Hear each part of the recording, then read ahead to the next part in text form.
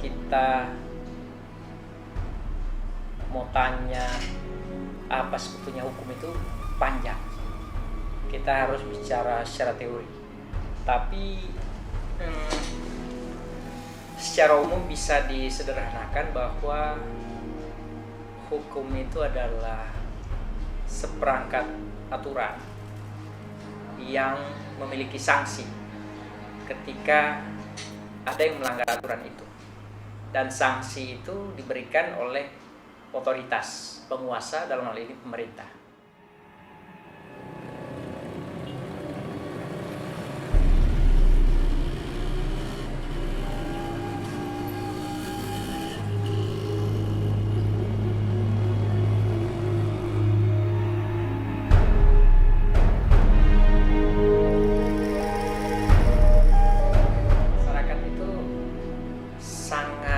Variatif dalam pemahaman hukumnya. Masyarakat sederhana, orang awam itu memandang hukum itu mungkin polisi, mungkin memandang hukum itu hakim, atau mungkin memandang hukum itu ketika dia ada masalah bercerai atau bagi waris, atau macam-macam fenomena yang ia hadapi. Tapi yang pokok adalah bahwa pemahaman atau persepsi masyarakat terhadap hukum sangat variatif, tergantung latar belakang dia, tergantung sumber daya manusianya si masyarakat itu, terutama tingkat pendidikan dia, latar belakang pendidikan itu yang utama.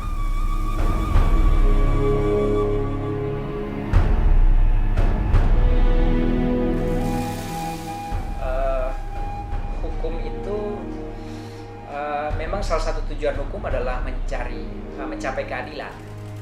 Nah, ketika kita mau mencari keadilan itu kan sifatnya dia filosofis dan sangat subjektif, tergantung siapa yang memandang.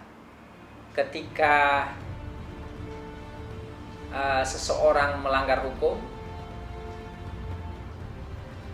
orang yang dilanggar itu, misalnya ada kecelakaan lalu lintas, ada seorang pengendara motor yang kemudian menabrak anak kecil di jalan. Nah, itu sangat subjektif ketika kita harus mencari penyelesaian dan kemudian menghasilkan solusi yang adil untuk penegakan hukum, misalnya di dalam pelanggaran lalu lintas itu. Saya kasih contoh, misalnya itu yang tadi, seorang tua dari si anak kecil yang ditabrak itu pasti akan mengatakan hukum itu adil ketika si pengendara motor yang menabrak anaknya itu dihukum seberat-beratnya. Sebaliknya, si pengendara motor akan mengatakan hukum itu tidak adil ketika dia dihukum berat. Dan sebaliknya begitu, ketika si pengendara motor tidak dihukum, dia merasa hukum itu adil. Dan si orang tua yang anaknya ditabrak itu mengatakan hukum itu tidak adil. Sangat subjektif sebetulnya.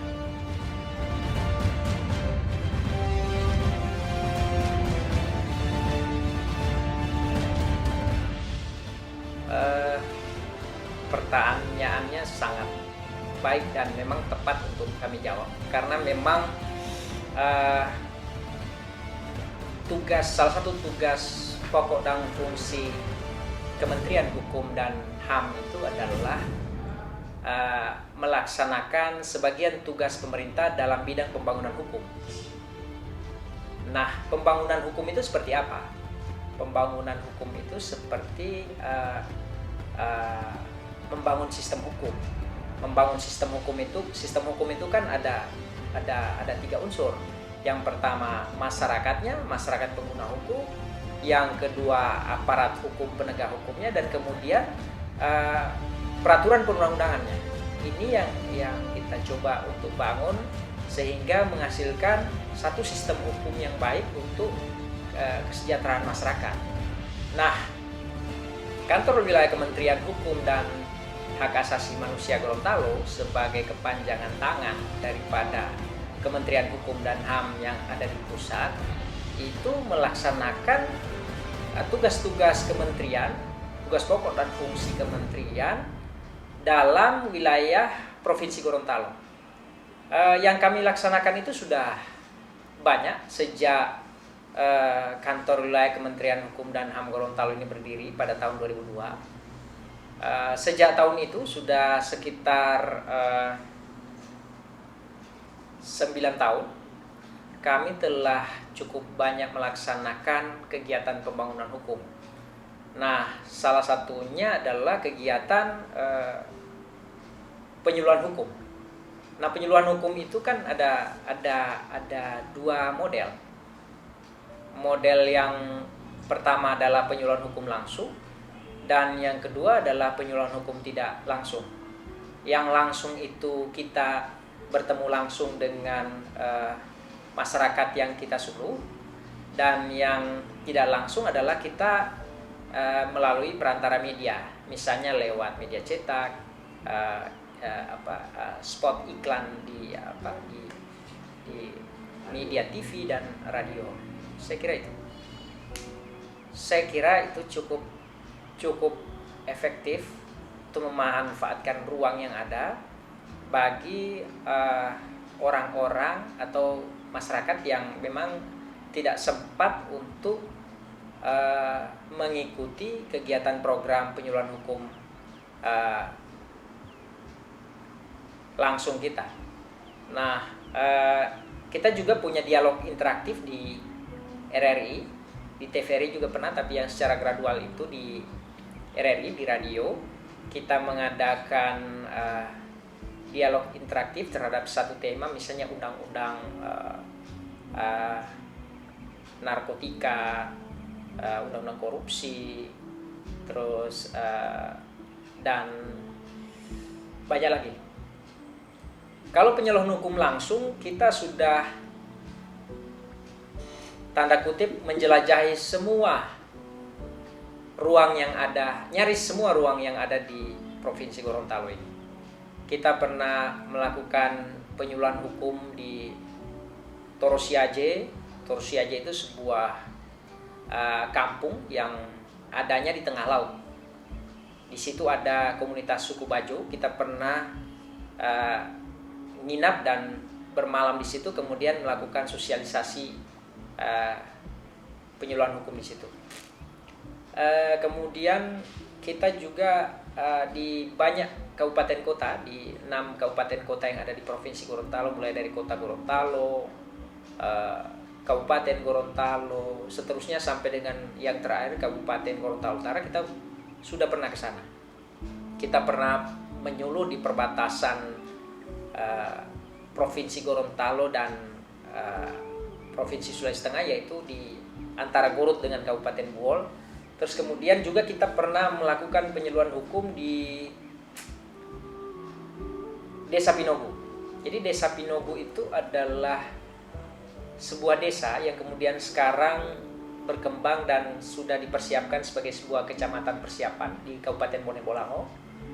Itu adalah sebuah desa yang secara geografis dia terkungkung dengan lembah pegunungan, dan itu tidak bisa dicapai dengan moda transportasi yang ada kecuali kita berjalan kaki. Nah, jalan kaki itu kita tempuh selama sekitar 12-13 jam untuk jarak sekitar 40 km. Nah, saya bukan mau melebih-lebihkan, akan tetapi kerja Kementerian Hukum, Kantor Wilayah Kementerian Hukum dan HAM Gorontalo itu adalah salah satu prestasi kami, karena barangkali sedikit sekali, kalaupun dibilang belum ada sama sekali instansi yang pernah menembus ke sana dan kemudian melaksanakan kegiatan penyuluhan hukum di sana.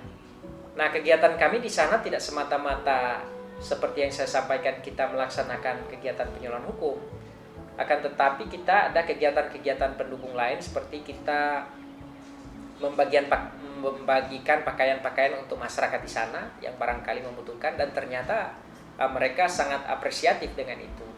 Terus kemudian kita juga mengadakan semacam layar tancap lah begitu. Nah, di sana kita putar film dan apresiasi masyarakat di luar dari yang kami bayangkan. Masyarakat sangat antusias dan bahkan mungkin kalau boleh dibilang kita mau ditahan dulu, jangan dulu pulang. Kita di sana ada 3 hari 3 malam termasuk perjalanan. Nah, itu merupakan salah satu kembali lagi saya ingin katakan salah satu prestasi kami tenaga penyuluh yang ada di kantor wilayah Kementerian Hukum dan HAM Gorontalo, karena berhasil menembus daerah yang hanya sedikit orang Gorontalo yang bisa menembus ke sana. Saya kira itu. Pahit manisnya mungkin yang bisa saya ingat adalah ketika kita melaksanakan penyuluhan hukum di sebuah desa di Kabupaten Gorontalo. Ketika itu yang kita sedang bahas pada sesi tanya jawab itu adalah masalah hukum perkawinan dan hukum waris. Dari beberapa penanya ini ternyata ada 2 orang yang sedang berperkara dan kita tidak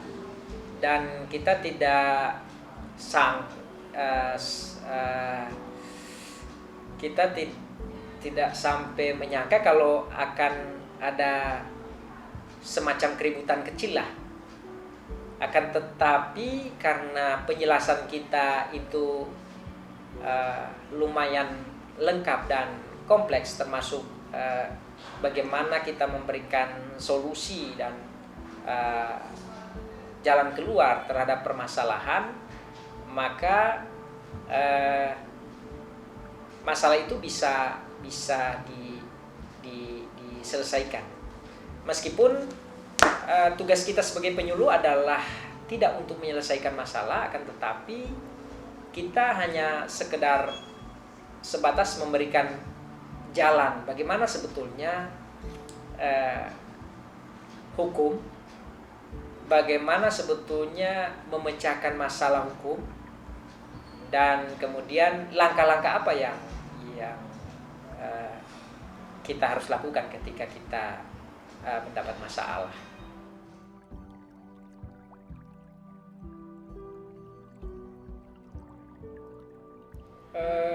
Harapan saya sebetulnya dengan adanya kegiatan penyuluhan hukum ini akan merubah mindset atau paradigma masyarakat dari yang tadinya penegakan hukum itu lewat tindakan preventif menjadi penegakan hukum itu dimulai dari masyarakat. Nah, seperti apa penegakan hukum yang dimulai dari masyarakat? Tentunya tanpa menafikan penegak hukum seperti polisi, jaksa, hakim. Nah, penegakan hukum yang dilakukan oleh masyarakat itu adalah masyarakat menaati, menyadari, dan mengikuti norma-norma hukum yang sudah ada, hukum dan peraturan perundang-undangan, baik peraturan perundang-undangan yang di tingkat pusat maupun yang ada di daerah. Kalau ini sudah terjadi, maka saya kira pekerjaan penegakan hukum dalam artian pekerjaan penegak hukum seperti polisi, jaksa, hakim itu akan lebih ringan, karena penegakan hukum itu sudah dilaksanakan sendiri oleh masyarakat. Masyarakat sudah taat terhadap lalu lintas, masyarakat sudah taat terhadap hak asasi manusia, menghargai sesama. Itu adalah bagian dari penegakan hukum. Saya kira kalau itu yang terjadi, eh, kita akan jadi bangsa yang besar. Karena sebagai orang hukum, saya ingin mengatakan bahwa sebuah bangsa yang besar itu dimulai ketika dia menaati peraturan perundang-undangan yang ada.